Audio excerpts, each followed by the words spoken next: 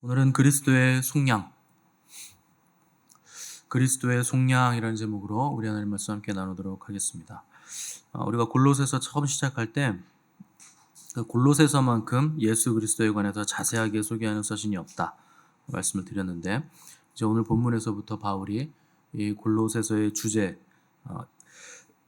예수 그리스도로 넘어가는 거 볼 수 있습니다.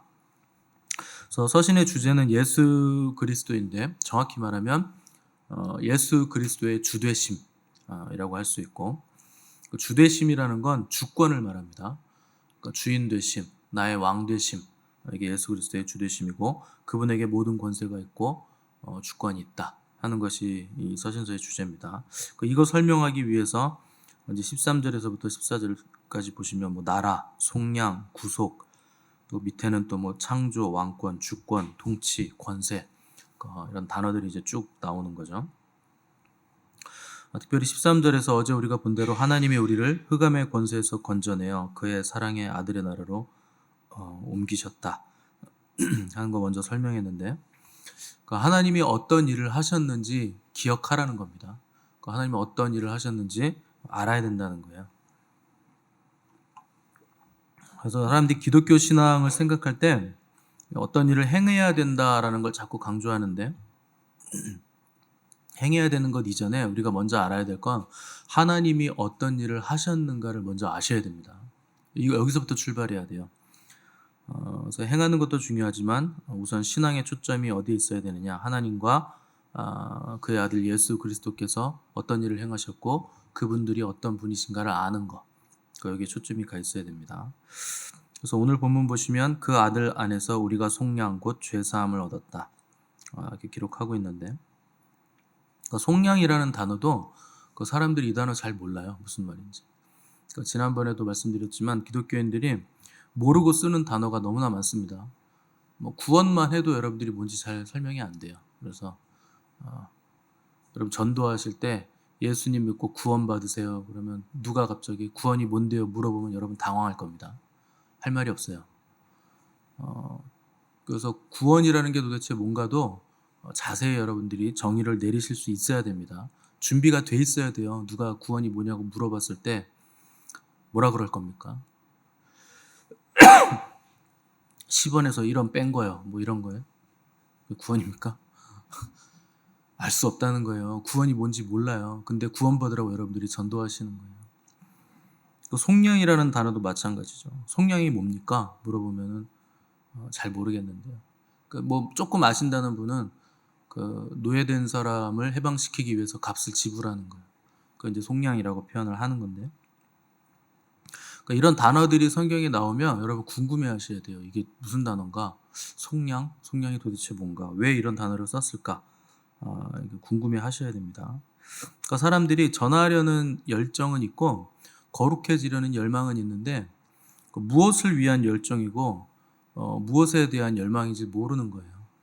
그래서 열정은 있는데 의미와 지식은 없는 거죠. 그래서 신앙에 있어서 가장 기초되는 중요한 것이 지식이에요. 성경에 지식은 교만하게 하며 사랑은 덕을 세운다는 구절이 있는 바람에 그리스도인들이 지식을 굉장히 터부시하는데, 지식은 그 지식의 중요성은요, 계속적으로 아무리 말해도 그 중요함은 이루 말할 수가 없습니다. 왜냐하면 영생이 지식이잖아요. 저 벽에 딱 써 있지 않습니까? 힘써 여호와를 알자. 이 알미 없으면, 이 지식이 없으면 여러분 구원 못 받아요. 그래서 지식은 너무나 중요하고, 신앙에 있어서 가장 중요한 지식은 그리스도를 아는 지식입니다. 이 지식이 없으면 구원이 없는 거예요. 지식이 굉장히 중요하죠. 전도라는 것도 이 지식을 전하는 겁니다. 우리는 사람들을 설득해서 무언가를 행하게 하려는 시도들을 자꾸 하는데, 그게 전도가 아니에요. 전도도 지식을 전하는 것 뿐이에요. 무언가를 행하시는 분은 성령님이세요. 성령님이 하실 일이고, 전도할 때는 그리스도를 아는 지식을 전하는 거예요. 그 지식을 전하지 않으면 자꾸 행동으로 몰아갑니다. 행동으로 몰아가서 뭐가 되게 만들려는 걸 종교라고 부릅니다. 그건 종교예요. 하나님을 아는 게 영생이고 구원이지, 어떤 행위를 자꾸 강조하고 행동을 하려고 하는 건 그건 수고하고 무거운 짐이 되는 겁니다. 그런 걸 자꾸 하시면 안 돼요. 그래서 성경에서 속량이라는 단어가 처음 나오는 부분이 출애굽기인데, 출애굽기 6장 6절에서 하나님이 내가 애굽 사람의 무거운 짐 밑에서 너희를 빼내며 그들의 노역에서 너희를 건지며 편팔과 여러 큰 심판들로서 너희를 속량했다. 이렇게 속량이라는 단어가 처음 나오는 구절이 출애굽기 6장 6절입니다. 이 속량이라는 히브리어가 원래 가알입니다. 가알. 이 원래 뜻이 뭐냐면 자기의 친족을 어려운 형편에서 구해내는 것. 이게 원래 속량의 의미예요. 친족을 구해낸다.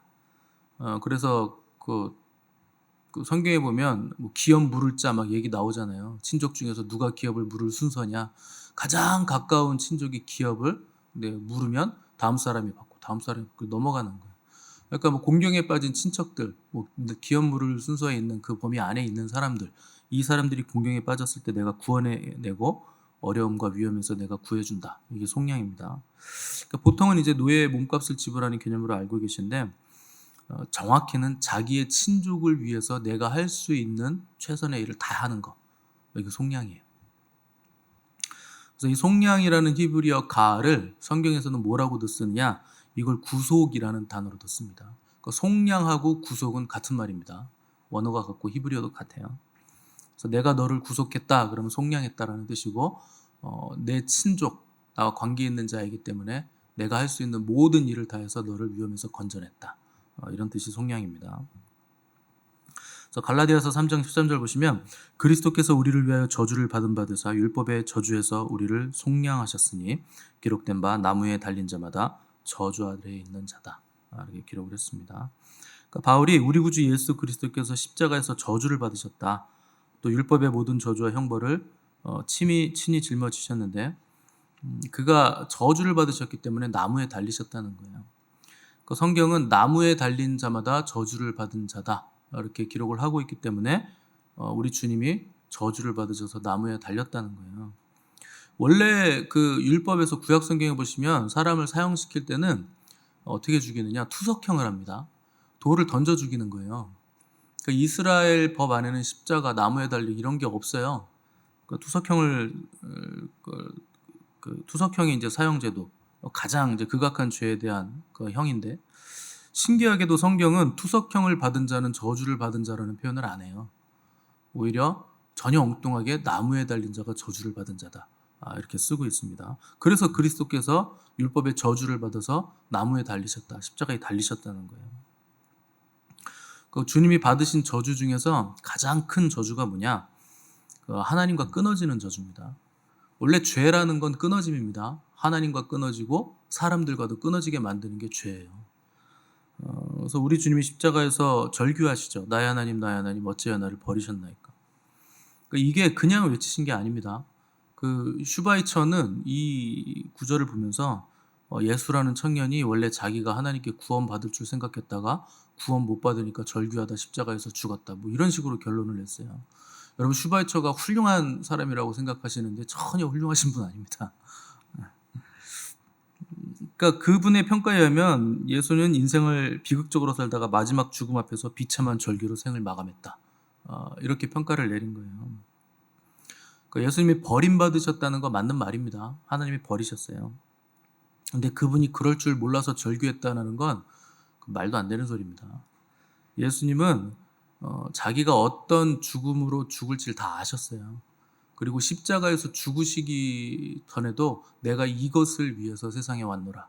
나 이거 하러 왔다. 이렇게 자기가 어떤 죽음으로 죽을지 무엇을 위해 이 땅에 왔는지 그걸 다 아시고 계셨다는 거예요. 그러니까 죽음도 정확하게 이해하고 계셨고 하나님으로부터 끊어짐 받을 것도 다 알고 계셨다는 거예요.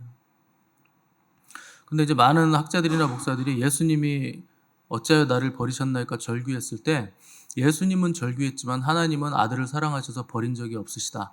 뭐 이런 식으로 얘기하시는 분들이 있는데 그것도 말도 안 되는 소리입니다. 하나님은 예수님을 버리셨어요. 실제로 버리신 거예요. 철저하게 하나님으로부터 외면받으셨기 때문에 주님이 절규하신 겁니다. 그 성부와 성자 간의 연합은 우리가 알 수 없을 정도의 깊은 연합입니다. 창세로부터 연합되어 있던 연합이고 한 번도 그 사랑이 끊어진 적이 없었던 사랑이었기 때문에 그 연합의 깊이를 우리가 다 알 수 없는데 영원 전부터 있었던 연합이 한번 딱 끊어진 순간이 있었는데 그게 십자가예요. 거기서 하나님께서 그 신적인 관계성을 끊어버리시고 예수 그리스도 아들을 버리셨던 거예요. 그거 왜 버리셨냐? 만일 예수님이 그때 버림받지 않으셨으면 우리는 죄를 용서함 받을 길이 없습니다. 그것 때문에 우리가 용서함 받은 거예요. 만약에 그때 안 버리셨으면 우리는 여전히 죄 가운데 있을 수밖에 없고, 그러면 우리는 이제 구원을 못 받는 겁니다.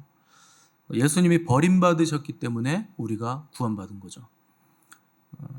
그게 십자가의 핵심이에요. 그 옛 언약의 증표라는 게 있는데 그게 할례입니다. 할례는 뭐냐면 어떻게 보면 굉장히 그 육신에 새기는 미개한 증표가 할례죠. 근데 할례라는 건 의미가 있어요. 그 포피를 잘라낸다는 건 선민으로서의 구별성을 의미하기도 하지만 율법 조항 중에 하나라도 어기면 이 포피처럼 나는 하나님으로부터 잘려나가도 좋다는 뜻입니다. 그냥 잘려서 버려짐 당하는 거예요. 그게 할례 언약의 의미예요. 그러니까 죄라는 건 하나님으로부터 버림받는다, 잘려나간다, 단절된다 이런 뜻이 있는 거죠. 왜 그러냐? 하나님 거룩하시기 때문에 죄와는 함께 하실 수 없습니다. 그렇기 때문에 하나님으로부터 버림받는 거예요, 죄는. 근데 그 모든 인류의 죄를 뒤집어 쓰고 나무에 달려 저주를 받으셨다 하는 건 하나님으로부터 예수님은 철저하게 단절되셨고 버림받으셨다는 뜻입니다. 그래서 나무에 달린 자가 저주를 받는다고 했을 때 여기서 말하는 저주는 뭐 죄의 저주라거나 마귀의 저주라거나 지옥의 저주라거나 그런 거 아닙니다. 거기서 하나님의 저주를 예수님이 다 받으신 거예요. 그러니까 그 저주라는 건 하나님의 저주를 얘기하는 겁니다. 그래서 구원이라는 건 어디서부터 구원이라 그랬습니까? 하나님의 진노로부터의 구원이에요. 하나님의 저주로부터, 하나님의 심판으로부터 구원받는 거지. 그래서 죄로부터 구원받고 나로부터 구원받고 지옥으로부터 구원받고 그런 개념이 아닙니다. 하나님으로부터 구원받아서 하나님으로부터 도망치는 거예요. 그리고 나서 하나님께로 다시 가는 거예요. 하나님의 저주로부터 도망쳐서 하나님의 긍휼 안으로 들어가는 거죠. 그래서 죄는 결국 하나님과 단절된다. 그래서 그 죄를, 인류의 모든 죄를 예수님이 십자가에서 뒤집어 쓰셨기 때문에 하나님의 저주가 밀도 있게 주님께 다 쏟아진 거죠. 그게 죄에 대한 하나님의 공의입니다. 그래서 십자가는 하나님의 공의와 인류를 구원하시려는 하나님의 사랑이 만나는 자리예요. 그 역설이고 아이러니죠. 십자가에는 모든 역설이 다 들어가 있습니다. 하나님을 거부한 사람들이 만들어낸 형틀이잖아요. 거기에 하나님이신 분을 못 박아 죽였잖아요. 근데 그 거부와 그 모욕과 그 저항, 그 죄를 통해서 하나님이 인류를 구원하시는 거예요. 그 십자가의 역설이에요. 그들이 행한 건 죄밖에 없는데 그 죄를 통해서 하나님이 구원을 하시겠다. 반드시 구원을 해내시겠다 하는 하나님의 사랑의 의지가 십자가에 달려있죠.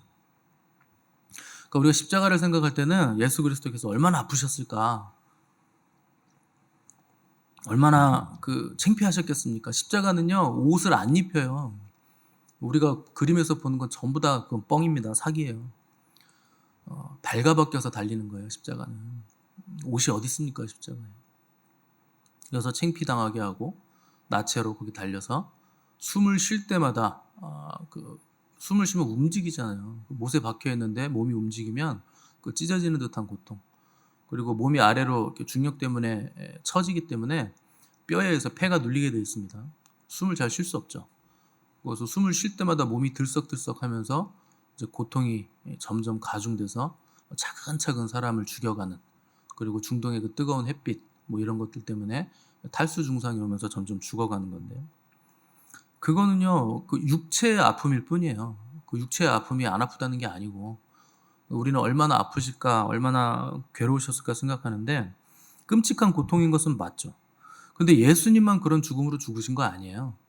초대교회 성도들도 다 십자가에 못 박혀 죽었고 또 극악한 죄수들은 전부 다 십자가에 못 박았습니다. 그럼 예수님이 육체적인 고통만 받으신 거라면 다른 범죄자들이나 초대교회 성도들, 순교당한 성도들이나 그냥 똑같은 고통을 당하신 거예요. 그런 정도가 아닙니다. 예수님이 당하신 고통은. 예수님의 십자가는 다른 사람들이 받은 십자가형하고는 완전히 다른 거예요. 그거는 의미가 다르죠. 왜냐하면 예수님의 십자가는 모든 인류의 죄를 향한 하나님의 맹렬한 진노가 다 쏟아졌던 자리예요. 다른 사람들은 자기의 죄 때문에 죽은 겁니다. 근데 예수님은 모든 인류의 죄에 하나님의 공의와 진노와 심판을 십자가에 달리신 예수님에게 온전하게 싹 다 쏟아부으신 거예요. 그게 십자가에 있던 그 시간 동안 일어났던 일이죠. 하나님의 맹렬한 진노를 남김없이 전부 다 받으신 분이 예수님이시기 때문에 다른 사람들의 십자가하고는 차원이 다른 거예요. 그냥 다른 사람들은 육체만 아팠던 것 뿐이죠. 근데 예수님에게는 하나님의 진노, 맹렬한 그 공의, 심판이 다 쏟아진 거예요. 지금까지 존재했었던 모든 인류의 죄에 대한 진노와 심판, 그리고 예수님 시대에 있었던 사람들의 죄에 대한 진노, 그리고 앞으로 오게 될 모든 인류의 그 죄에 대한 진노와 심판까지 예수님이 그 자리에서 싹 다 받으신 거예요. 그러니까 여러분, 하나님의 그 진노가 밀도 있게 주님께 싹 다 쏟아졌기 때문에, 모든 인류의 죄가 다 쏟아졌기 때문에 예수님의 십자가는 다른 사람들의 십자가와는 그 고통에 있어서 차원이 다른 고통이었던 걸 여러분 아셔야 됩니다. 우리로서는 알 방법이 없겠죠. 달려본 적도 없고, 달린다 한들 우리가 모든 인류의 죄, 아직 존재하지도 않은 죄까지도, 인류의 죄까지도 쏟아지는 하나님의 공의의 심판을 받는다는 거, 어떤 고통인지 우리가 알 방법이 없어요. 근데 예수님 그걸 받아내셨다는 거예요. 그래서 고통스러우셨다는 겁니다. 아직 짓지도 않은, 존재하지도 않은 사람들의 죄를 어떻게 심판하시나요? 하나님은 그걸 하시는 분이에요. 가능하신 거예요. 하나님은 시간에 계신 분이 아니라 영원에 계시기 때문에 과거도 현재고, 현재도 현재고, 미래도 현재입니다. 미래에 일어날 일까지도 하나님은 시간 밖에 계시기 때문에 그냥 현재로 보시는 거예요. 그게 하나님의 전지하심이고 전능하심이죠. 그래서 아직 오지 않은 인류의 죄까지도 예수님의 십자가에 밀도 있게 다 쏟아 부으셨다. 그래서 모든 인류의 죄에 대한 분노와 저주를 주님이 홀로 당하셨기 때문에 그 자리가 괴로움의 자리였고 하나님께 버림받는 자리였다는 거예요. 그 진노의 포도주, 그 잔을 주님이 받으셨기 때문에 우리가 하나님의 얼굴을 웃으면서 대할 수 있게 된 겁니다. 예수 그리스도 없었으면 우리가 만나는 하나님은 심판의 하나님, 진노의 하나님, 보응의 하나님밖에 없어요. 근데 그리스도 안에 있으면 아버지의 하나님, 그 사랑의 하나님, 용서하시는 하나님을 우리가 만날 수 있게 된 거죠. 그래서 이사야가 그가 징계를 받음으로 우리가 평화를 누리고 그가 채찍에 맞음으로 우리가 나음을 입었도다. 이 구절이 얼마나 어마어마한 구절인지 아셔야 돼요. 그분이 우리에게 어떤 일을 해주셨는가, 우리가 어떻게 나았고 어떻게 평화를 누리게 됐는가, 하나님과 어떻게 평화를 누리게 되겠습니까? 죄인들이. 그분이 그 일을 해주셨다는 거예요. 그러니까 예수님께서 그 모든 인류의 죄에 대한 보응과 진노, 심판을 다 받으셨으니까 그때 하나님과 끊어져 버린 거예요. 하나님은 죄와 함께 하실 수 없기 때문에.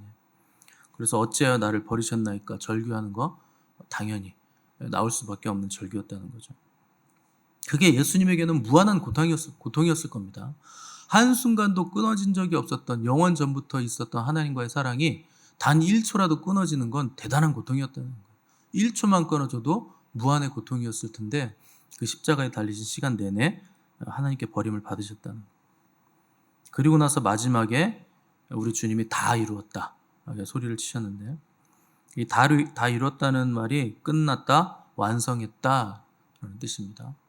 근데 다른 개념으로는 값을 다 치렀다라는 뜻이에요. 이게 속량입니다. 값을 다 치렀다라는 뜻이에요. 그 뭐를 치렀다고, 뭐를 끝났다는 것인가? 여기서 다 끝났다고 했을 때는 하나님께 버림받는 상태가 이제 끝이 났다는 뜻입니다. 다시 연결됐다는 거예요. 그리고 나서 다 이뤘다 하시고 주님 뭐라고 하시냐면, 아버지여 내 영혼을 아버지 손에 위탁하나이다. 다시 연결이 되신 거예요. 값을 다 치르고 나셔서 다시 하나님과의 그 관계 안으로 연결되셔서 이제 아버지께 영혼을 부탁하실 때 다 이뤘다고 하신 거죠. 이 시간 동안 저와 여러분의 죄가 탕감받은 겁니다. 이때 일어난 일이에요. 이게 속량이에요. 그래서 고대 사회에서는 원래 모든 범죄자들의 죄를 이렇게 기록해서 공고하게 돼 있어요. 그 옛날에 그래서 중세 시대 뭐 주홍글씨 같은 소설 보면 그 죄를 이렇게 목에 걸고 다니게 만들잖아요. 극악한 죄인인 경우에는 그렇게 써서 그 빨간 글씨로 써가지고 목에 걸고 다니게 만들고, 아니면 법정에다가 이렇게 죄를 공고하고, 죄를 용서받으면 무죄가 됐으면 그 무죄가 됐다는 것도 공고를 하게 돼 있습니다. 그거 다 이렇게 붙여놓게 돼 있어요. 그리고 이제 특별히 경제적인 그 경제 사범들도 부채가 있는 경우에 얼마 이렇게 공고를 하고, 또 부채가 청산되면 청산됐다, 그것도 이제 공고를 하게 돼 있습니다. 그래서 공식적인 빚 청산을 인정받았다 하는 걸 이제 고지하게 해주게 돼 있어요. 그래서 예수님이 십자가에 달리셨던 그때 우리가 하나님께 지고 있었던 죄의 빚이 청산됐다, 이렇게 선포가 된 겁니다. 이제 말끔히 청산됐다, 만천에 공포된 거예요. 근데 우리의 죄보다 더 큰 값을 지불하신 거예요. 예수 그리스도 하나님 되신 분의 그 생명값을 지불하셨기 때문에 더 큰 값이 지불된 거죠. 그러니까 사탄도 이거에 대해서 따로 할 말이 없는 거예요. 지은 죄보다 더 큰 값을 하나님이 지불하셨기 때문에 할 말이 없다는 거예요. 그걸 이제 속량, 지불된 구속이라고 부르는 겁니다. 그래서 주님이 단순히 뭐 우리를 속량하셨을 때 노예의 값을 지불하는 속전을 치르셨다, 이런 개념이 아닌 거예요. 훨씬 더 큰 개념입니다. 노예를 사서 내 노예로 부릴 거야, 이런 개념이 아닌 거예요. 그래서 출애굽기 보시면 그 재밌는 법이 있는데요. 부부가 있어서 경제적인 문제로 인해서 종이 되는 경우, 노예가 된 경우, 그 7년째 이제 안식년이 돌아오면 풀어주게 돼 있는데, 같이 풀어줍니다. 같이 노예가 됐으니까 같이 나갈 수 있어요. 근데 결혼하지 않은 상태에서 노예가 된 사람들이 있어요, 남자들. 그래서 결혼하지 않은 상태에서 노예가 됐는데, 노예 상태로 있다가 같이 있던 노예 중에 마음에 드는 사람이 있어서 주인이 결혼을 시켜줬어요. 그 노예를 만나서 노예 상태에서 결혼했을 때 이제 둘 다 부부가 노예가 됐잖아요. 근데 7년째 안식년이 됐을 때 풀어줄 때 같이 안 풀어주게 돼 있습니다. 같이 못 나가요. 여자를 데리고 못 나가요. 노예 상태에서 만난 여자는 남자 혼자 나가든지 못 나가게 돼 있습니다. 그럼 어떻게 하면 나갈 수 있느냐? 그 자기 아내를 위해서 속전을 지불해야 돼요. 그 왜 그러냐? 돈 받아 먹으려고 그러는 게 아니고, 이 남자가 노예가 된 이유는, 싱글이었을 때 노예가 된 이유는 경제적인 문제 때문에 노예가 된 겁니다. 그런데 이제 노예로 지내다가 7년째 되다 풀어주는데, 이 여자를 먹여 살릴 수 있는 능력이 있는지 없는지를 보고 풀어주는 거예요. 그래서 같이 노예로 내보낼 땐 남자가 주인에게 내 아내 노예에 대한 속전을 지불하게 돼 있어요. 내가 경제적인 능력이 있다, 그래서 이 돈으로 내가 내 아내의 속전을 지불하겠다, 이렇게 지불을 하고 데리고 나가게 돼 있습니다. 그리고 나서 이제 자유의 몸이, 두 부부가 자유의 몸이 된다는 거예요. 그걸 신랑이 신부에게 지불하는 속전이라 그럽니다.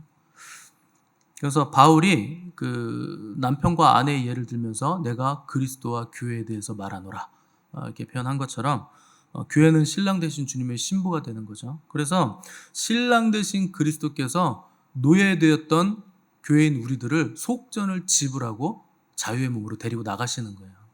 그게 교회입니다. 예수 그리스도께서 보혈의 값을 지불하심으로 신부 교회를 속전을 지불하셔서 자기 아내 삼아 주셨다 하는 것이 속량이에요. 그래서 하나님이 우리에게 어떤 일을 하셨는가, 어떤 값을 지불하셨는가, 이걸 아는 지식이 굉장히 중요한 겁니다. 그래서 왜 죄를 알지도 못하시는 분을 죄 덩어리로 만드셔서 완전히 그냥 죄 덩어리로 만드신 거예요. 거기에 죄를 다 쏟아 넣으시고 거기에다가 하나님의 진노를 그냥 퍼부으신 거예요. 모든 인류의 죄를 다 하나님의 그 진노로 그 자리에서 다 속하게 하신 거죠. 그러니까 죄는요 그토록 심각하다는 거예요. 이거는요, 야 내가 없는 셈 쳐줄게, 그냥 대충 퉁치고 가자, 내가 용서해 줄게. 하나님도 그렇게 못 하시는 거예요. 만약에 하나님이 그렇게 해서 우리를 천국 보내시잖아요. 하나님은 거룩하신 분이 아닌 거예요. 한 개도 의로운 분도 아니고 공의로운 분도 아닌 거예요. 아무 일 없이 용서해 주는 죄가 무슨 죄고 그게 어떻게 공의가 됩니까? 하나님이 친히 선포하시기를 죄의 삭은 사망이다, 친히 말씀하셨기 때문에 죄는 무조건 사망입니다. 그래서 뭐 작은 거짓말, 작은 눈속임 하나도요 그 앞에 뭐가 붙습니까? 죽을 수밖에 없는이라는 단서가 붙는 거예요. 모든 죄 앞에는 죽을 수밖에 없는이 붙습니다. 에이 뭐 그냥 이건 진짜 작은 건데요, 목사님 말도 안 되는 소리 하지 마세요. 그래요, 뭐 제 얘기는 말도 안 될 수도 있겠지만 나중에 주님 앞에 가서는 그런 소리 못합니다. 그 불꽃 같은 눈앞에선 모든 죄가 다 드러나요. 작은 죄라도 하나님은 죄와 함께 하실 수 없습니다. 반드시 회개를 하셔야 됩니다. 그것 때문에 수많은 영혼들이 지옥 가는 거예요. 근데 그게 뭐 심각하지 않은 문제일 수가 있습니까? 그 작은 죄 때문에 지옥 가는데 예수 그리스도 없으면 다 지옥 가는 겁니다. 그러니까 하나님이 그걸 심각하게 여기시는 거죠. 그러니까 죄가 얼마나 심각한지, 주님 우리에게 어떤 속량의 값을 지불하셨는지, 어떤 일까지 하셨는지 그걸 안다면, 진정으로 안다면, 믿어진다면 너희가 이제는 어떠한 삶을 살아야 마땅하겠느냐. 성경이 그걸 우리에게 묻는 거예요. 내가 값없이 너를 구원했다. 내 목숨을 바쳐서 너를 구원했다. 그래서 이제 너는 어떻게 살래? 이제 어떻게 살 거냐? 뭘 할 거냐? 이걸 물으시는 거예요. 여러분 아침마다 일어나실 때마다 하나님 그걸 우리에게 도전하시는 거예요. 자, 하루를 또 너에게 허락했다. 오늘은 어떻게 살래? 어제보다 오늘 뭐가 바뀔래? 어떤 도전이 너희 앞에 있는데 어떻게 그거를 헤쳐나갈래? 이걸 물으시는 거죠. 그러니까 여러분, 나는 예수 그리스도의 보혈의 은혜로 구원받았으니 이제 나는 천국 간다. 아멘, 할렐루야 이러고 넋놓고 사는 사람들은요, 지옥 갈 확률이 굉장히 높아요. 그렇게 사시면 안 돼요. 하나님이 요구하시는 삶은 그런 삶이 아니에요. 구원은 하셨어요. 그걸 칭의라 그럽니다. 값없이 의롭다함을 받은 거예요. 그 다음에 우리에게 펼쳐져 있는 삶은 성화의 삶이에요. 거룩함에 대한 도전이에요. 그 거룩이 없으면 아무도 주를 보지 못합니다. 그 성경이 말하는 바 거룩하지 않으면 주를 보지 못한다고 했기 때문에 여러분 성화의 삶을 치열하게 살아나가셔야 돼요. 그래서 하나님이 죄를 알지도 못하신 이를 우리를 대신하여 죄로 삼으신 것은 우리로 하여금 그 안에서 하나님의 의가 되게 하려 하심이라. 이걸 칭의라 그럽니다. 우리를 예수 그리스도로 말미암아 의롭다 여김을 받게 하셨다. 그래서 칭의의 구원은 하나님이 해주신 거죠. 과거에 받은 구원이 칭의예요. 그럼 현재에 이뤄가는 구원, 성화의 삶을 어떻게 살아야 우리가 앞에 미래에서 받을 구원인 영화까지 우리가 나아갈 수 있겠는가 하는 걸 끊임없이 여러분 생각하시라는 거죠. 그래서 뭘 많이 하는 게 중요한 게 아닙니다. 어떤 존재가 되는가가 중요한 거예요. 늘 말씀드리지만 doing은 중요한 게 아니에요.